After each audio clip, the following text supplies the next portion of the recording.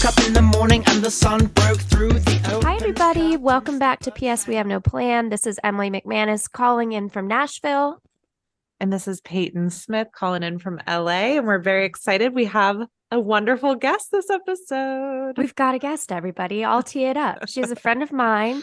Her name's Emily Earle. She is a Nashville singer and songwriter. She comes from a musical family. She's married to a musical man. And she's going to talk all about her life, her journey of getting here, and kind of what it's like navigating the unknown of the artistic world. So welcome, Em.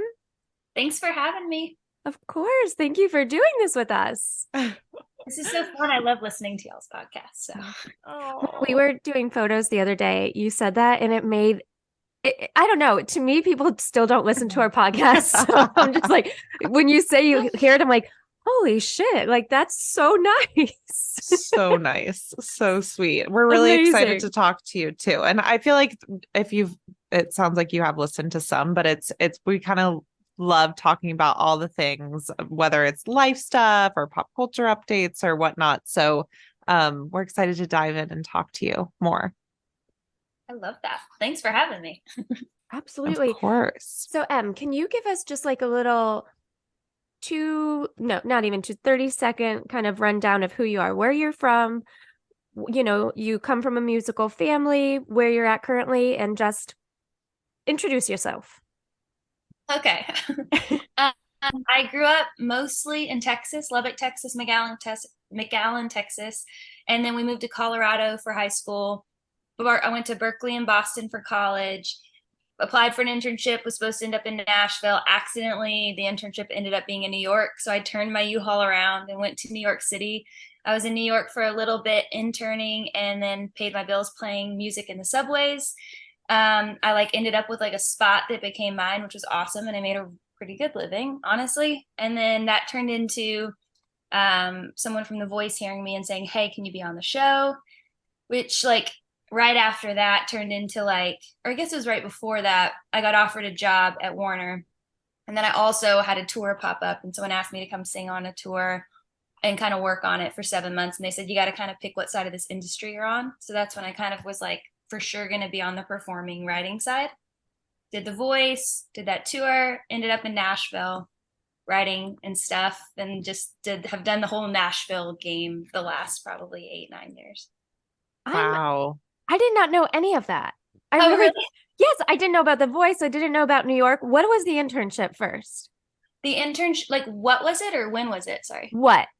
It was PR. So I was working for Andrew Steinthal, who at the time worked at Warner for PR. And then I was just one of those weirdos that loved school, and I graduated a year early because I couldn't afford the last year. So I moved all my credits around to be done. So I was very much though still in that hustle mindset. So I just kind of ended up interning for everyone in the office, mostly the radio team, the PR team, and some other team while I was there. That's awesome. Wow. I always think that you had the foresight to think that way, because in a way you're setting yourself up because you now know how all of those different avenues work for your own career. It was great. And it was also terrifying because I didn't study all that in school. So I made the one big error you're not supposed to make and they tell you not to make on day one. And I did not blind copy everyone on the PR list. Oh, no. And I got probably 100 really pissed off emails day two of just you need to learn what blind copying means, because then everyone has everyone's contacts, and it was a rough day two to just be yelled at on the computer for. Oh yes, that's not cool. Okay, can you? Okay, I'll never forget. Exactly. Though sometimes you have Lessons. to deal with that, bullshit to learn. But so can you take us back to childhood? Because it sounds like you have a family that's super musical and you grew up in this space. How was that experience for you? I mean, it was just normal for me. My uncle is a songwriter and my aunt is a songwriter, and my dad actually plays trombone and played for the basketball team way back in the day when he was in college. And so everyone kind of does different music, and my dad's family was in and out of Nashville. But to me, it was just it was just part of it, I mean, I think the one unique thing I will say that I know is different is most people are like at a concert when they have that moment that they just, like, their whole body just like knows this is what they're going to do forever. And mine was at my uncle's concert. You know, I was sitting at like I think it was in Telluride at one of the bluegrass festivals, and he was playing a song that I always loved. And I would like remember just turning around and looking at the crowd instead of him for the first time. Like I was like starting to connect the like, oh, and he's doing this for them. And I remember just having that overwhelming feeling of like, this is it. This is what I want to do forever, no doubt in my mind. And you didn't change since then, like you always were sure. No. Now, I mean, you've come to the right place. thank you, therapy. I now know I have made all my choices to be where I am.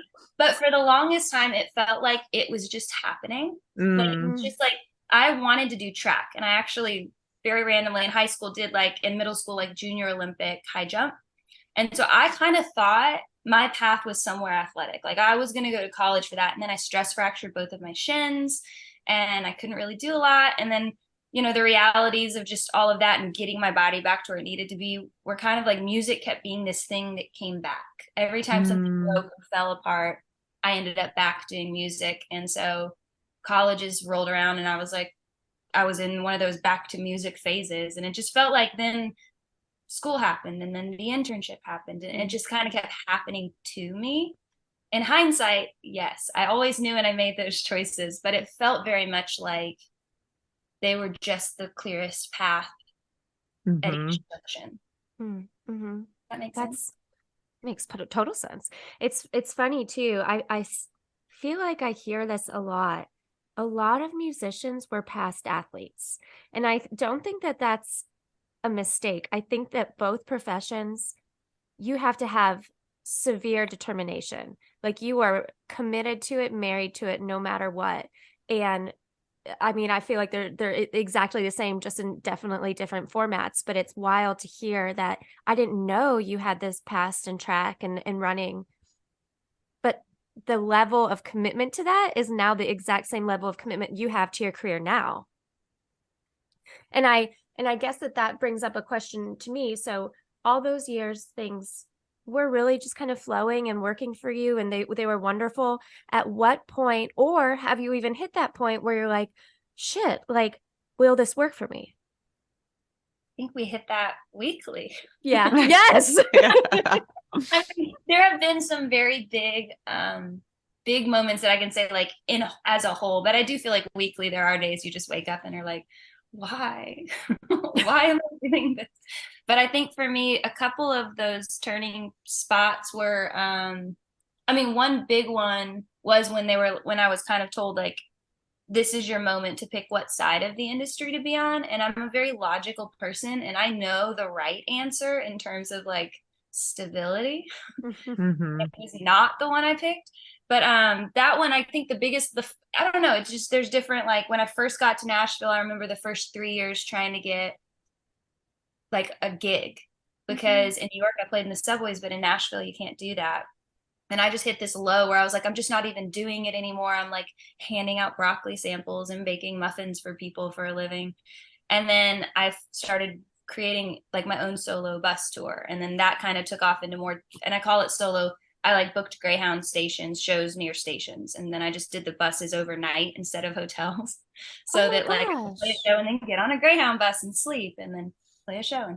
And it worked well. But then like that kind of things kind of amped back up. And then I felt like I was trying to get Nashville involved. And I was like right at the point, I can't remember, 2012. Maybe when it would have been 2015. And I was just like, maybe I'm not supposed to do this. Like I need a sign. I don't know what to do. I really wanted a pub deal or some industry input. And it was like right before I quit, a pub deal popped up. And it was like the same thing again when I was like in between deals. I had 2 full years in between my first and my second deal and I didn't know what to do.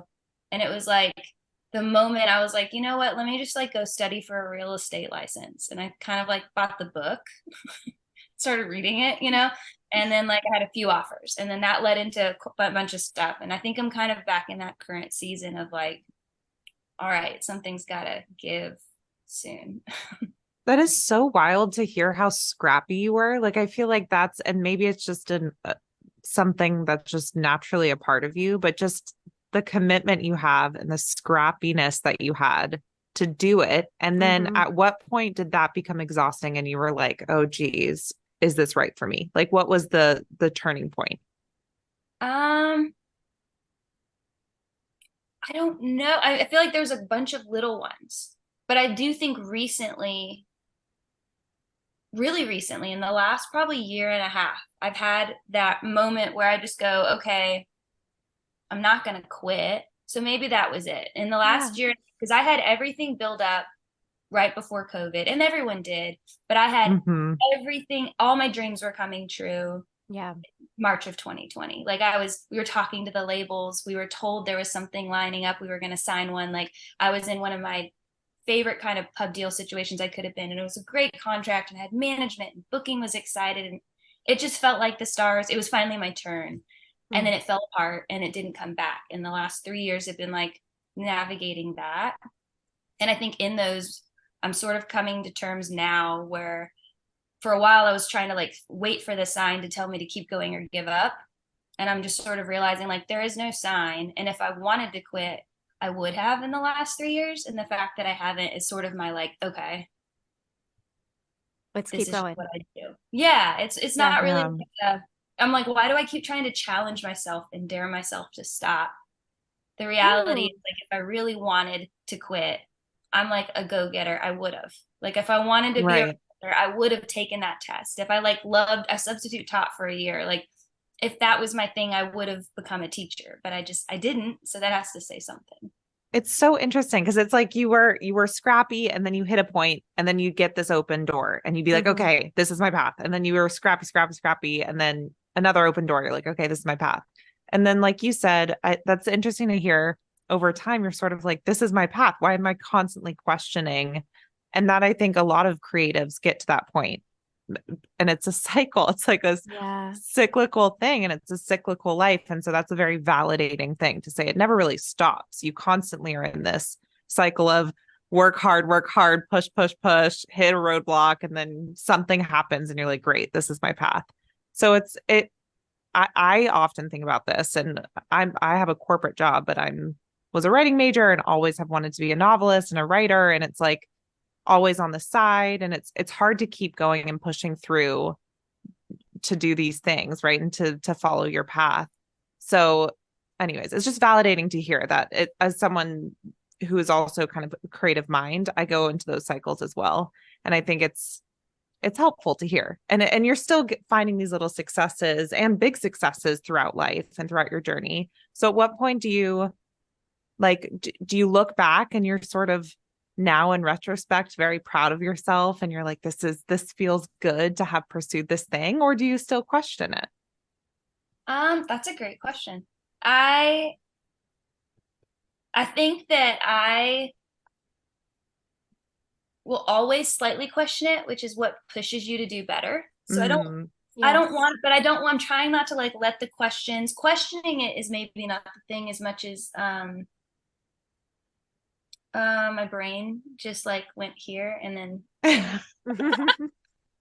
but I do think it's not questioning it. Is it like just having a thought about it, like you're analyzing it? Sounds like you're an analytical person with your life choices. Always like reevaluating Right. what is this, but I don't know. It's almost like now I'm slowly starting to switch the mindset to like instead of waiting for others to open doors, that like I can be the door. Like oh, the successes. That's what you're doing. And also the like the little successes.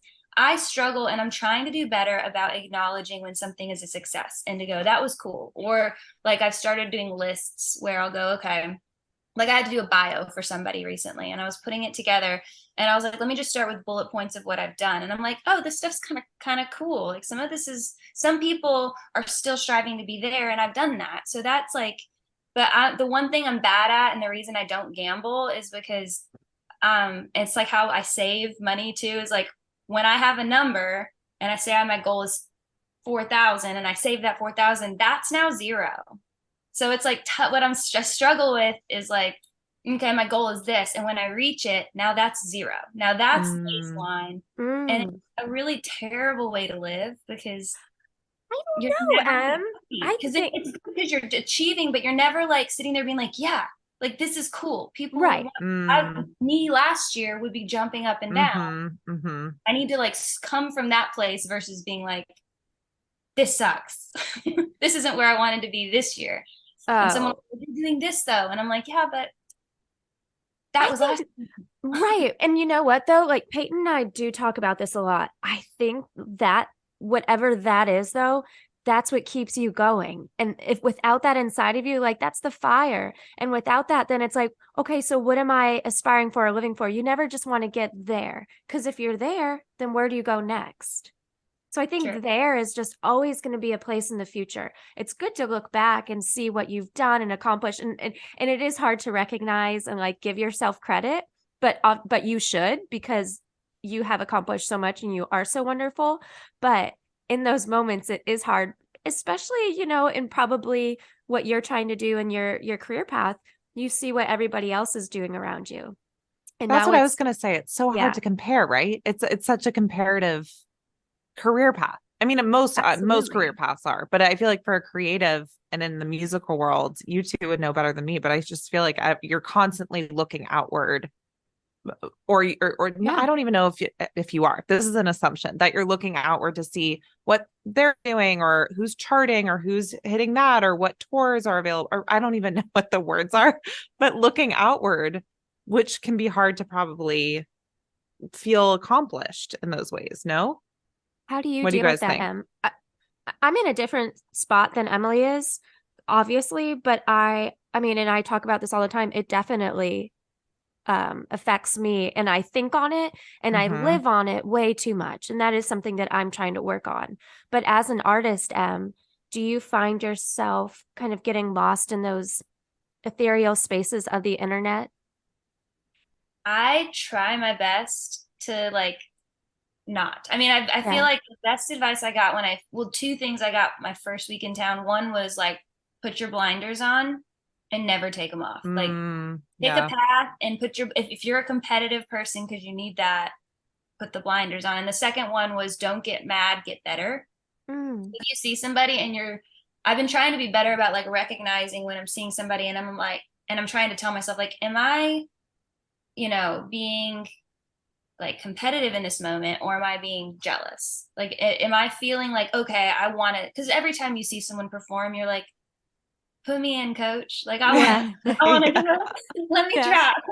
And it's Right. hard to do that, like standing on the sideline. And then there's like, I feel like you need all of it though, because there's like a moment where like I feel like I've spent years waiting my turn a little bit, and I've been on teams where it's like, well, you're the next song we're gonna do, but we're gonna get hers Yeah. out. And you want to support, but at some point you also have to be like, it's my turn. Like, Yeah. let's do this. And so it's a weird, I Mm-hmm. feel like, fine line. Yes, I struggle with it. I try not to be on socials more than 10 minutes at a time. I have like a timer.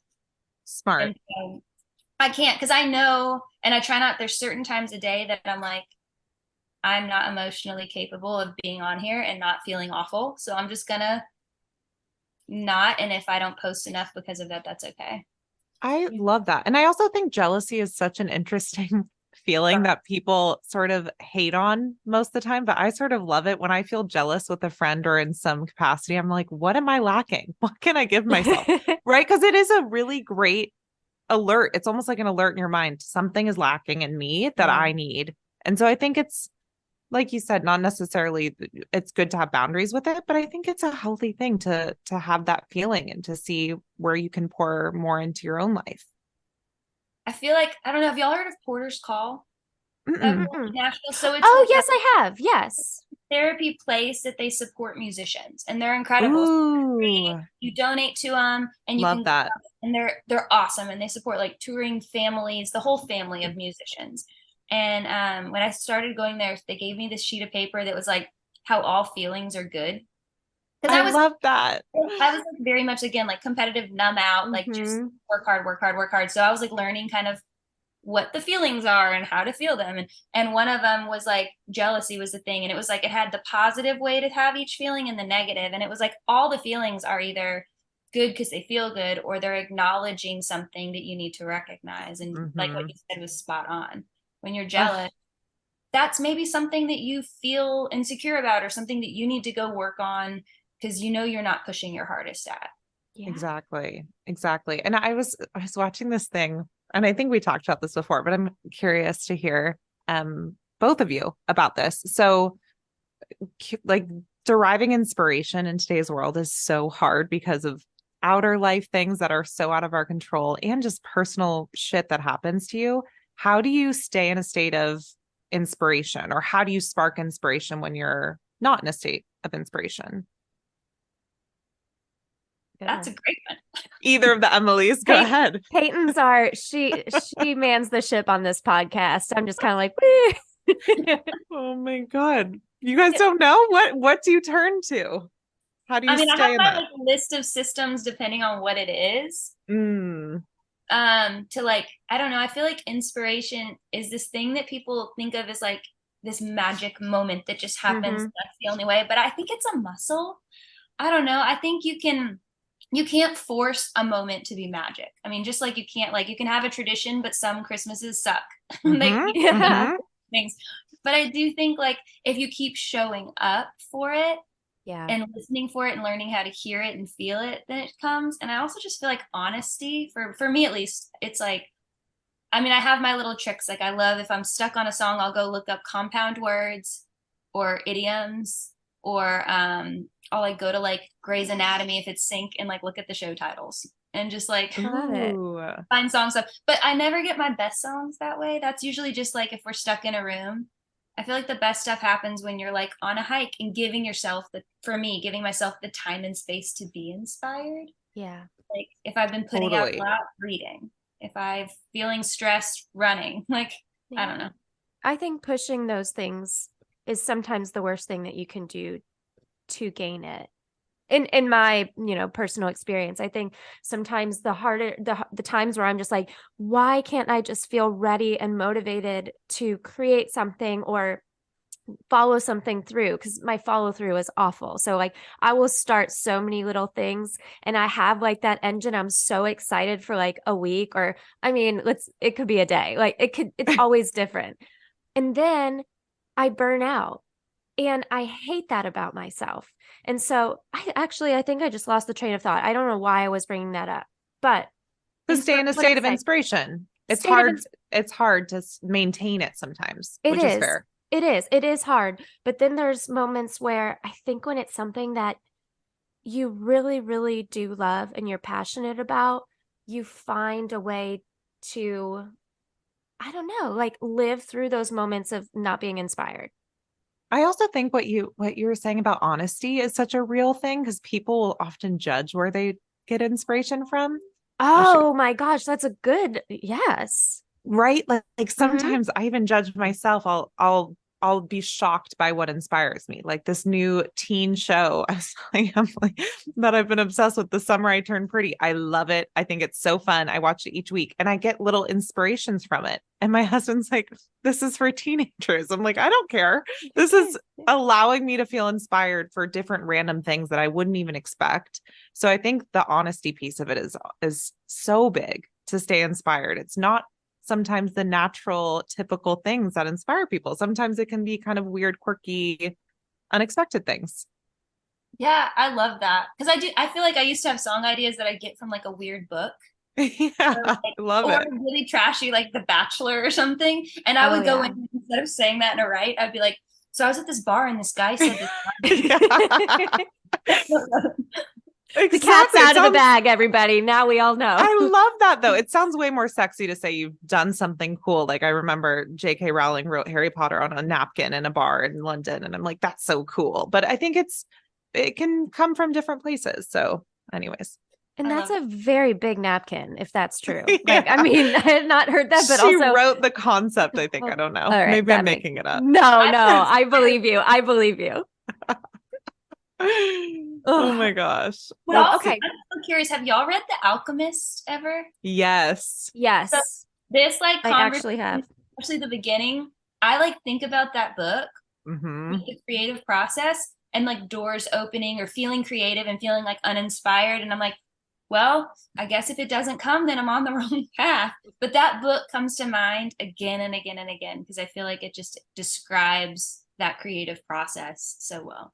Totally. And in our Mhm. last episode, we were talking about the art of surrendering control, which I think also can help with inspiration and just creativity in general. It's like surrendering to the moment you're in and not trying to control every single second of your day. And that leads me to, I'm so curious what a day in the life is like for you, because I think that's such something I'm so interested in hearing from a songwriter and an artist. How do you start your days, and does every day look different? What's a day in the life? Depends on the season of life. But I try to do like a few things no matter what that has kind of stayed consistent for me. I mean, I have to feed my fat cat at 7. So there is no waking up after 7. 7 is Aw. the latest before you're getting chewed on. But for me, it's like I like to get up and do at least one thing for me so that when I got out of bed, I got out of bed for me before I do stuff for the world. And I'm trying, sometimes I mess up, but I try not to look at socials. So I'll try to like make a cup of coffee or stretch or work out, or even something as simple as just like sitting in quiet, like while I'm putting makeup on or washing my face. And then making my bed is an everyday for me. So I'll like get up and I have that whole routine of just like whatever my time is, assuming I can get my husband out of bed, I will make the bed. Because then if my whole day failed, I did one thing that was mine and I succeeded at it and I completed that task. And that's like huge for my mental health for some reason. I couldn't agree more, by the way. That's so huge. People forget those little things and I love that you said doing something for yourself before you do something for others. I think that's huge. Yeah, and just how you said it, doing it for yourself before you do something for the world. Like that just really hit a spot for me, Em. I really love that. Oh, good. Like the other thing that someone had mentioned a while back was like once you look at your phone, they own your time. Mm-hmm. So it's like before you go giving that away, like own it yourself. Like you're opening yourself up to criticism and critique and all that. And like, why start your day that way? Well, totally. Absolutely. But I try to start with that. Yeah, go ahead. Oh, no, I was just saying, then you are outside of yourself in your day. All of a sudden, you enter into this world that's really not yours, and you're probably paying attention to the things that are all around you instead of, your day, how you want to make it. If you want to go for a run, enjoy the time with your husband, drink out of your china from your grandma, that all gets lost quickly once you enter that social media world. And you don't even have time sometimes to check in if you just jump into that with like, where's your capacity for the day? Like, how can you best serve the people you see that day or the tasks you have that day? If you like jump in before you even know, because then you might not be representing yourself the way you want to. Like I found myself shorter with people sometimes because I didn't realize I woke up not ready for it and I jumped right in. So even if I have like a meeting at like 7 a.m. for some reason, then I'll get up an hour before to try to give myself that. I love that. Yeah. Okay, so you have a solid morning routine and you're a coffee person, not a tea person. I used to do tea and Nashville messed me up. So now I'm okay, coffee, and then what happens? We're coffee girls. We are. Kind of movement, and I do the whole thing. I usually honestly have some form of a job happening at all times. So if I don't have a 9 a.m. meeting, I am like nowadays it's cleaning Airbnb. My husband and I have an Airbnb we clean. It used to be I would teach kids in China how to speak English on like line. I've done like, again, broccoli samples or baking and other stuff. So usually I have some form of a job in the morning. Rights are at 11. And that usually goes till 3. And that's very office like. You show up and you kind of talk and then a song happens. Or it doesn't. And you admit it by 2 and you go, well, here we are. Not the day. And then for me, I usually go home after that to like, that's my time with my husband because I'll try to do a show or a round or go see a show or a round in the evening. So I think Sorry, go ahead. No, I think then this kind of brings me to a question. So both you and Tom, her husband's name is Tom, you're musicians. No, it's okay. I always it doesn't matter. Sorry. You're both musicians. You're both songwriters. He's a touring musician. What is that like? You both being writers? Does it feel like you can ever turn it off, or do you throw things back at each other with ideas, or what is that dynamic for you guys? I know it's different for everybody. We're learning it a little bit right now. So like when we first met, he was trying to do the artist thing. Oh, I And we didn't know that. like he came to town. He went to school for drumming. He was a drummer, but he came to town wanting to be like his own thing. And he has like a James Taylor-y, songwriter-y kind of vibe. And Nashville just wasn't having it. He could not get a meeting. He could not get anyone to care. Not one person that like hopped on his team. And so we toured together for a bit, and we realized for our relationship that was a terrible choice. Mm, Talk about being compared and being compared to the one Mm. person you would normally complain about being compared to. Like we'd show up at a mhm. show and one of our names would be on the banner and the other wouldn't. And that's a tough thing.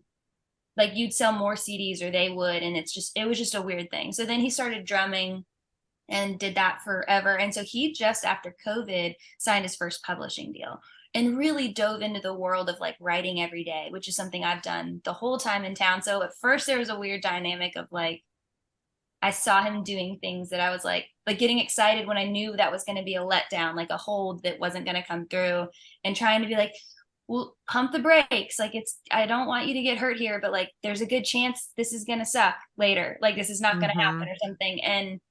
But I've like learned to like let him have his process. I can't Yeah. stop that. And he's kind of learned when to be like, okay, hey, so like this is happening. What do you think? But in terms of the writing part, we're sort of learning our balance of like asking the other person before just playing a song. Because for Oh, years, when he wanted to be writing and wasn't, it was hard if I came home and was like, listen to this song I wrote, listen to this song I wrote. And I didn't understand that. And now that he's in a season where he's really busy and I'm sort of building, I'm on the other end of that. And he'll come home and be like, I wrote with so and so and it was so cool. And listen to the song we wrote. And it's like, I want my write canceled today. yeah. Mhm. Yeah. Kind of get Mhm. for us, it's like it's great because we always like sometimes at midnight we'll have an idea and we'll flesh it out. And it's like exciting in that like early stage writing feeling, which I love. And then sometimes it's hard to be like, I'm so excited for you right now, but I can't listen to that song. Can you play it in an hour? I'm just not going to respond really well, even if it's great, because I'm really sad about my day. And so Right. we're good. We're learning that. I feel I like have, communication is so key to all of this, right? Yeah. And but also one of my best friends is they're both pursuing MD PhD, her and her partner, and it's similar different career path, but it's similar where she'll have an idea of how to approach the research at the lab and she'll be like, this really worked for me and this is how you need to do it and that's going to stress you out and watch out for this or that. And it's I love what you said, like accepting you both show up differently. You're both going to get different experiences from things. You're going to find different things challenging. And so it's being able to vocalize those things. But I can only imagine how hard that would be, especially if you're inspired and you want to come share it with your person, but then you have to recognize that they're in the same spot. And that could actually be a triggering hard thing for them if you come home all excited and they're not in that same state. And we never want to stop either one from being excited. Right. I think it's also like learning what whenever you have your writer's brain on or any creative brain, I think with what you're doing, and someone says, listen to this, Mm-hmm. especially if it's someone really safe, you want to be like, oh, I love that. What if you? Mm-hmm. And yes. it's not always the way to go. So we were kind of learning how to also just be like, that's great. What do you think about it? And then like if they say like, oh, I was thinking this and that, would you like my thoughts on it before we just jump in? Because then if you immediately say like, what if you, then they're like, well, I thought this was like the best thing I'd ever done. And now you're tearing apart, and you don't mean to. Right. You're just excited. That reminds me of Peyton brought this up, and right when like we started the podcast, she and Luke do this thing where if somebody's having a hard day or they're talking about something, you ask, do you want me to listen or do you want advice? Is that right, Pay? Like it's something Support and advice. Yeah. support or advice. Right. Because in those moments, sometimes you just want somebody to listen to you and not kind of like chirp in or chime in on their ideas on it. So sometimes, when these moments come up and one's either really excited about something or just had a really down bad day or bad experience, it's good to know when you're getting into that conversation, do you want me to just listen to you and support it, or would you like to know my advice? And I think setting that up from the beginning, I've learned a lot from that. It's helpful for sure. Yes. Even with friendships and even with my mom, I'll share some exciting news with my mom. She'll jump in with opinions. I'm like, I'm not looking for advice. I'm looking to share and to cheerlead. So that's what you can do. Mhm. But I had a fun question for you because I want to do sort of rapid fire. I thought this could be fun with you. To hear like favorites of everything. So who's your favorite artist? If you could pick one. Randy Carlisle. I love her. Mm. Top of my head. That's amazing. Okay, what about song? I don't know. I loved the story just because that was the song that I first heard her do. But Josephine is always probably one of my favorites. Have you heard The Joke? I think that's what it's called. Yes. I love that. I know it's hard to pick a song because I feel like songs are like seasons to me. It is. Yeah, it's hard. Do you throw in questions too? I'm just throwing them out. I'm kind of just like enjoying this. Okay. Well, so what about something fun? Because you're a baker, right? So food. Like what's my favorite baked food? Cuisine, or what's favorite cuisine? Ooh, probably Italian because my family's Italian and I can make like a bunch of different pastas. So do you make your pasta from scratch? We do mostly. I get lazy sometimes. Growing up, my mom made fun of us because I guess we called her from my aunt's house one day and I was like, Mom, you will not believe this. They have pasta in boxes. Stop. That's awesome. And they get noodly when you put them in water. And she was just like, oh my God. That's cool, Em. I love that. Yeah. Well, then do you make your own sauce? Yes. I mean, this is the funniest part is I love homemade sauce. I have my mom's recipe. We always make it. Tom loves jarred, gross pasta. Prego. And I just know it too much. I'm like, Tom, it tastes like a jar. Is there glass in here?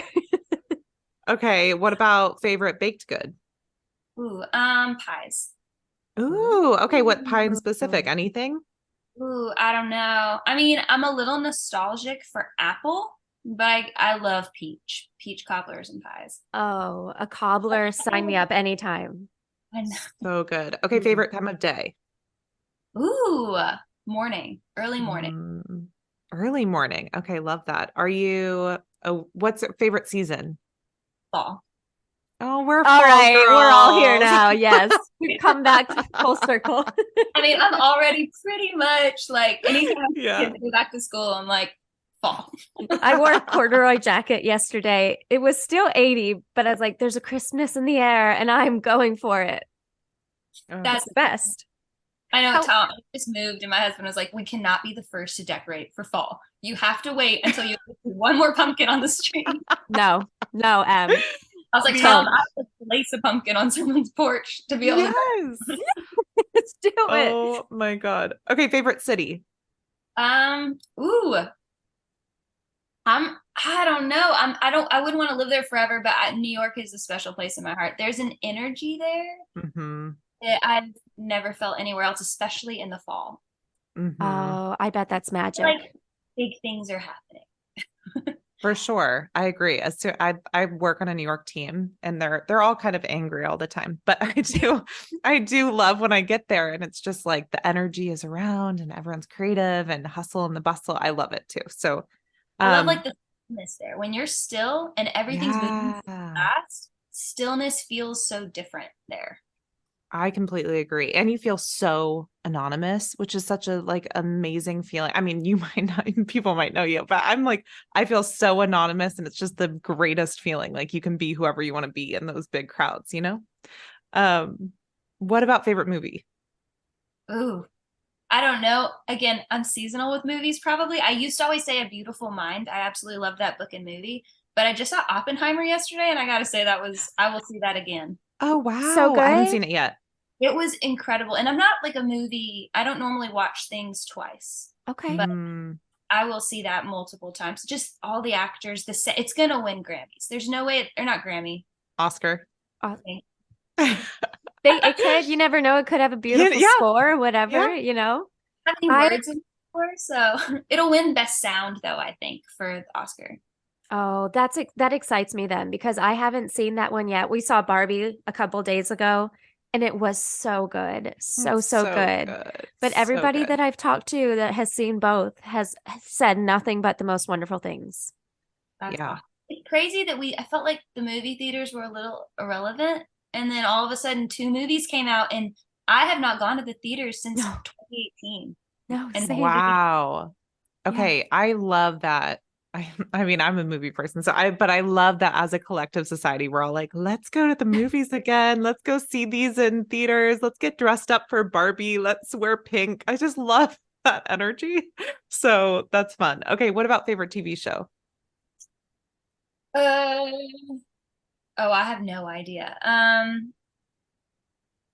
I mean, I would rewatch New Girl. That's I guess Oh, Cage. staple. Yep. But I love the like complicated dark TV shows too. Me too. Oh, me Oh, too. what was the one recently? I mean, I saw Yellow Jackets finally. I wouldn't put that in my top, but that was good. It was very good acting, and I love Christina Ricci, who was the original Wednesday Addams. So I love her. Yeah. Um, okay, 2 more. Favorite place to write? Ooh, my favorite place to write is in an office. I know that sounds weird. Oh, really? I love the routine of it feeling like a job. I love like the energy, I don't know, of going into an office and the people you're turning it into are right there and like getting excited about something enough that when you walk out to the kitchen, you're like, guys, you got to hear what we just did. Oh, I love that yeah. you're sort of practical and business savvy too. It feels like you're creative, kind of free spirited, it feels, but you're very grounded and practical, which I love. That's a good balance. I exactly. I when you said at the beginning, you weren't sure which route to take because you are practical and you're realistic and you knew this Mhm. one would be hard, a harder life, and this one would be pretty short. And I think honestly, that's probably one of your, magic tricks of why you're able to keep down this creative path because you are logic and you're able to figure out what you need to do to keep making it work. The hard part though is figuring out who you are when you're practical. You're like, well, I should be Mm, Good point. like, Yeah, yeah, yeah. You but it's okay. know, I think that's also is that kitten. Oh, it.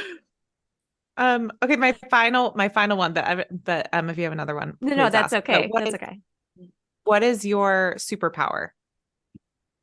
Ooh. Okay. Sorry. My superpower is I don't know, buddy. I think it is the logic. I think it's a fault too, but I think being able to emotionally detach and just look at something from a logical standpoint and then like be able to pull in all the other stuff. I get that. I think that's such a special quality, especially being an artist. And I feel like through I've learned certain artists can be a bit erratic or a bit chaotic, and like to bring it back to practicality must be such a great skill to bring to your industry. So Yeah, I think it's those are my questions. grounding. Those were really good ones, Peyton. Yeah, you're good at questions. Those are difficult. Well, She is a writer, and you will one day. She writes screenplays and everything. So Peyton's very good with words, bringing out the emotions, the intellect side of everybody, and you just always really deliver that part of this deal well, Pay. that's nice. I'm an emo girly. I love finding out about people and asking a bunch of questions. My favorite drinking game is Truth or Truth, which is not really a drinking game because everyone always just answers anyways. But I'll ask deep questions, and if they don't feel comfortable, they can drink. But Oh, I think that rocks. In high school, I had the Absolutely. weirdest game like that called Bite the Onion. oh, What? I grew up where like everybody was pretty religious or Mormon. So like none of us went to parties and drank. So we would just all bring an onion and you put it in the circle. And we all got mono from it, which is terrible. So like oh, truth or bite the onion. It's like What the weirdest was everybody biting the same onion? So Oh! like, what are y'all doing? And I was like, we bit the onion. I don't know. Like, there's nothing weird. Oh, Listen, my we're bringing God. back Bite the Onion, everybody. You heard it here first. But you don't realize how much you don't want to eat like a raw onion unless you love it. That you'll tell Especially them. a community shared onion. Yeah, you're like, This is no. the communal onion. No, it's just like you have this little round white sitting. Oh, my wow. God, that's amazing. Well, you know what? I think I had this question for you, Em, and I think it's a good way to kind of wrap this all up. I'm wondering if you see yourself in your life in a year or two, and it's how you hope it will be, and you're drawing a picture of it, what do you see in that picture? Oh, that's great. That's great because I've been sort of trying to have less of a firm look on what my futures are, so that, because I don't know, I'm learning that my like perception of like what should be a take 2 years is not correct. But I think, honestly, I think it would be that, you know, I'm still married. My husband and I are happy and healthy. The people in our lives are still happy and healthy. I mean, I have goals that I would like to reach, but I think the ultimate goal is to still be doing it, to still be playing music and happy in it. And if I'm not, that I have recognized that and that I'm doing something else. If I'm doing like broad strokes, I think that would be it. But I mean, obviously, I'd love to, you know, number one and all the number ones and on the big stages. But I think the ultimate goal is to still be doing it and still to be happy doing it. Well, I love that. And I think that speaks to your heart, because it's not something you're seeing. Your picture are words of how you hope for yourself and your family and your future to be currently and keep going. Like, you want happiness, healthiness, and music to stay around. And all the other stuff will find its way. And it's kind of like the icing on the cake. But your cake is happy, healthy music. And I think that that's pretty special. I agree. And I will say the biggest takeaway I've learned from from our conversation was just to be intentional with life. And I think you show up in a very intentional way. And I love how you said, even if it's not music one day, it's just to show up intentionally and to know you're doing something, you know, that's right with you. So thank you for giving us that. That was a great lesson. Yes. Thank you, Em. We're so happy that you came on. We will promote you across our socials. And for anybody listening, this is Emily Earle. Can you kind of give us a rundown of where they can find you online? Yep. All my socials are just Emily Earle Music. TikTok, Instagram, X. Is that it? X, formerly known as Twitter. Yes. Threads. Staying current. The Reds. She's on all the things. She knows. She knows. Spotify, Apple, everything. Yes, Spotify, Apple, all the streaming things. What's that other one? I can't remember the new one. It's really great. It's got like the best sonic sound. Oh, I don't know. I don't know. It's the one that we have. It's the only one we pay for. Oh no. Oh no. That's okay. We'll figure it out. Master quality sound. So interesting. Well, okay. So then one more thing. Is there anything that we should all kind of be looking out for you in the future? Anything exciting coming up? Yes, I have a song, assuming all contracts get signed, coming out in October. So top of October. Fall girl. Yeah, fall girl. We'll go get a pumpkin and have some coffee to celebrate. Perfect. I love it. Yes. Amazing. Aww. Well, thank you so much for coming, and thank you everyone for listening. This is PS We Have No Plan, and we'll see you next week. Bye, guys.